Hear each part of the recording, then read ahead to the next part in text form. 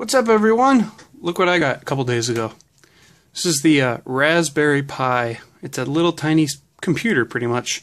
Programmable, you can put all sorts of different stuff on it and do things with it. This is in a 3D printed case right now because I don't really want to touch it and short circuit it. But all it is this is it. It's as big as a credit card, essentially. It's got an HDMI, and then it uses a micro USB, like what we plug our phones into. And right now I have it doing emulation of old video games. So this is Quake 3, a game I've never played before. I'm not really into video games, but you know.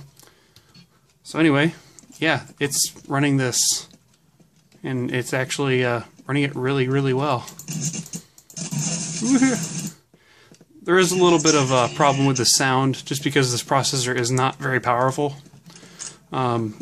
They do have a quad core in this new version, but this game I'm playing specifically is supposed to be like the stress test for the Raspberry Pi. It's a quad core. It runs at only like 500 or 700 megahertz. You can overclock it if you really want to, but yeah, this little thing, that little computer, $35 is all it costs, and then you can put on any sorts of software you want and all that kind of stuff. And so this software I'm just using is emulation, but there are other things you can do as well, such as, let's go back out to the other nonsense.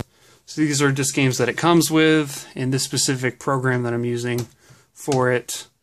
But you can also emulate the Nintendo 64, all the Atari stuff, SNES and SNES and stuff like that.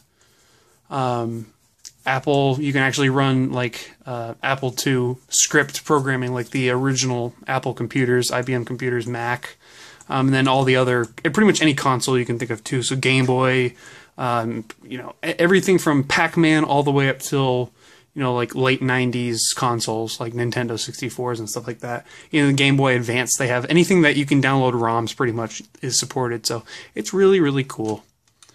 But this is just emulation stuff. And I'm just playing video games pretty much, but I don't really care that much about video games. But there's other stuff you can do, like 3D printing stuff and all that. So anyway, get this thing. Buy it online, $35. It's a computer, damn it. You can use anything you want. Anyway, yeah. I'll see everyone later.